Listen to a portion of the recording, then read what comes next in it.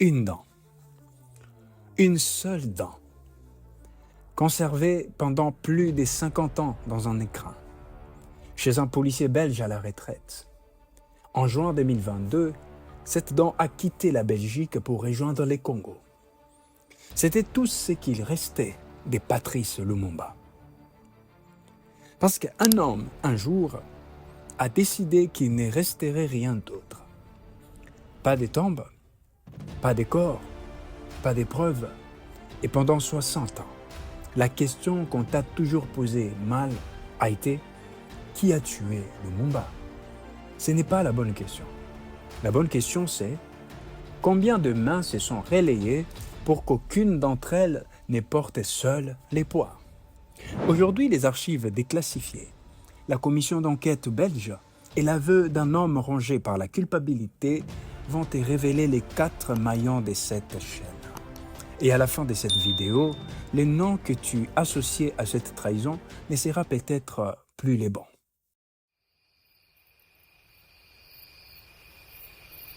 Novembre 1960, Patrice Lumumba n'est plus Premier ministre depuis un mois.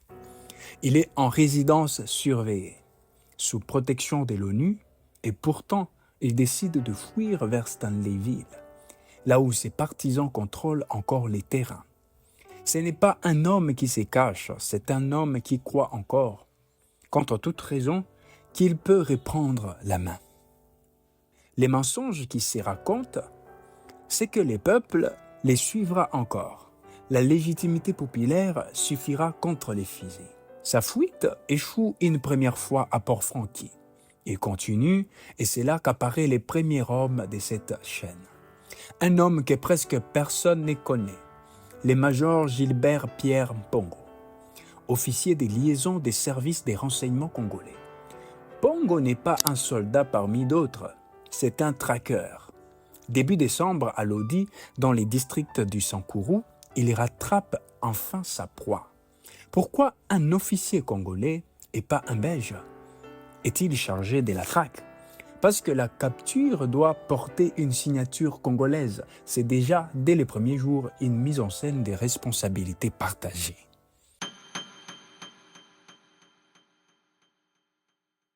Le 2 décembre 1960, à l'aéroport de Léopoldville, Lumumba est exhibé, humilié devant les caméras. Le colonel Marlière, patron des services secrets belges sur place, avait déjà écrit dans ce message codé que cet homme était Satan et qu'il devait être supprimé. Ce n'est pas une rumeur, c'est un document. Les langages codés des télégrammes de l'époque, cette écriture froide et administrative qui décide du sort d'un homme en une phrase. Transféré à la prison de Tisville, Lumumba est maltraité et le 12 janvier 1961, quelque chose d'imprévu s'est produit. Une mutinerie éclate dans la garnison qui les garde. Panique à Léopoldville, panique à Bruxelles. Un Lumumba libéré, même par accident, redevient une menace politique vivante. Ce n'est pas Mobutu qui donne l'ordre du transfert fatal. C'est un ministre belge, à 4000 km de là. Le 7 janvier 1961, le ministre belge d'Aspre Montelinden envoie l'ordre. Transférer Lumumba vers les Katanga, la province sécessionniste de Moïse Tshombe, l'ennemi juré de Lumumba. Mobutu est informé, ne pilote pas l'opération, il laisse faire. Mobutu a peur qu'un retour de Lumumba au pouvoir, parce que ce retour signifie sa propre fin. Mais aussi, il calcule les faits pour lui de rester en retrait, c'est préserver une distance qui lui permettra plus tard de ne jamais être celui qui a signé l'ordre. Très stratège.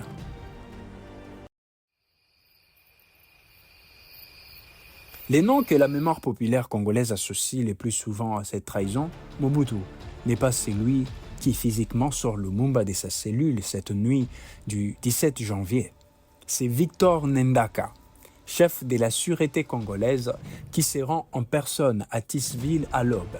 Il réveille 10 détenus. Il en sépare 3, Lumumba, Maurice Polo, Joseph Okito, direction Mwanda, puis un DC-4 vers Elisabeth, capitale du Katanga. La garnison de Tisville, ces bâtiments qui existent encore aujourd'hui, silencieux comme s'ils n'avaient jamais rien vu. À Elisabethville, Tshombe avait accepté ces transferts sous condition la veille, mais il ne s'attendait pas à voir l'avion atterrir aussi vite. C'était un homme pris de vitesse par sa propre décision. Tshombe avait une ambition. Il veut être le maître incontesté du Katanga indépendant. Mais Lumumba vivant est la preuve permanente que sa sécession reste illégitime aux yeux du monde.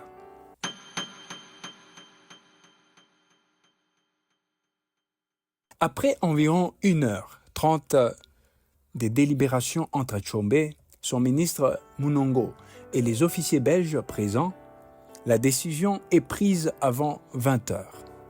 Convoi vers une savane à 50 km de la ville. Un peloton sous les ordres du capitaine Julien Gatz. Franz Verscher conduit les prisonniers sur place. À 21h43, le 17 janvier 1961, Patrice Lumumba est abattu, mitraillé en dernier, après Mpolo et Okito, en présence directe de Tshombe et de Munongo, pas en son absence, en leur présence. 3 hommes contre un peloton, dans les noirs d'une savane que personne n'a jamais officiellement nommée sur une carte. Et c'est que très peu de vidéos te disent, les corps ne sont pas enterrés quelques jours plus tard. Gérard Soët, commissaire de police belge, et son frère sont chargés par Verscher de faire disparaître les 3 cadavres. Ils les découpent à la scie. Ils utilisent de l'acide sulfurique volé à l'union minière du Haut-Katanga. L'odeur âcre de l'acide industriel, c'est la même qui servait à traiter les cuivres du Katanga, la même industrie qui avait motivé la sécession. Les décennies plus tard, Soët confiera, je cite, « On a écarté les corps. Le plus dur fut de les découper avant de verser de l'acide. » Il ajoutera qu'il se sentait sale comme un barbare. Un aveu qui évolue avec les temps, un roman en 1978, une interview télévisée en 2000, comme si l'homme cherchait à chaque version un peu moins de responsabilité morale. Mais Soët garde quelque chose dedans, et ce détail va rester secret pendant plus de 50 ans.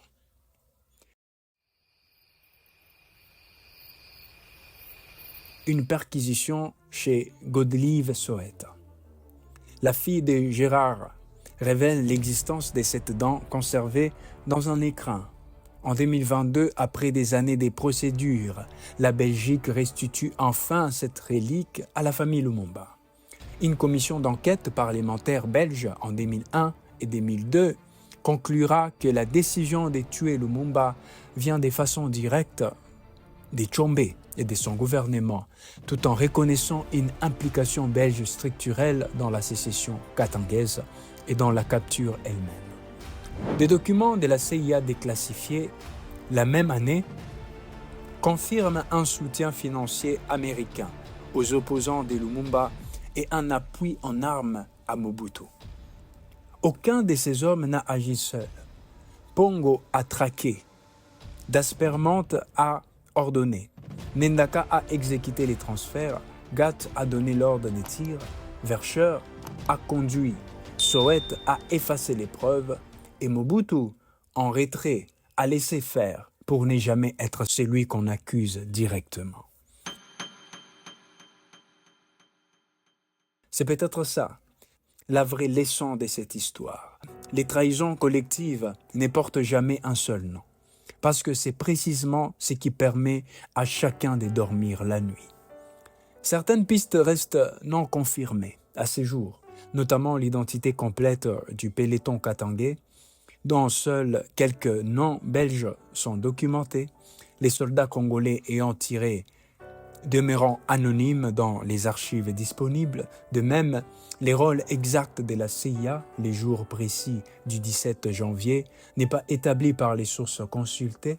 Au-delà d'un soutien financier, les logistiques plus larges déjà documentées. L'histoire de Patrice Lumumba, c'est l'histoire d'un homme trahi. Non pas par un ennemi, mais par une chaîne d'hommes ordinaires. Chacun persuadé de n'être qu'un maillon. L'histoire de Patrice Lumumba, c'est l'histoire d'une dent qui a survécu 60 ans à l'acide, à la Belgique, au silence institutionnel. C'est l'histoire que ces pays continuent d'écrire chaque fois qu'ils osent demander qui savait et qui s'est tué. Et parmi les hommes que je viens de nommer, un seul n'a jamais été jugé, jamais inquiété, jamais interrogé par une commission belge ou américaine. Son nom, tu le connais déjà. Ce sera le sujet de la prochaine enquête. Merci d'avoir regardé la vidéo jusqu'à la fin. N'oubliez pas de vous abonner pour ne pas rater les prochains épisodes.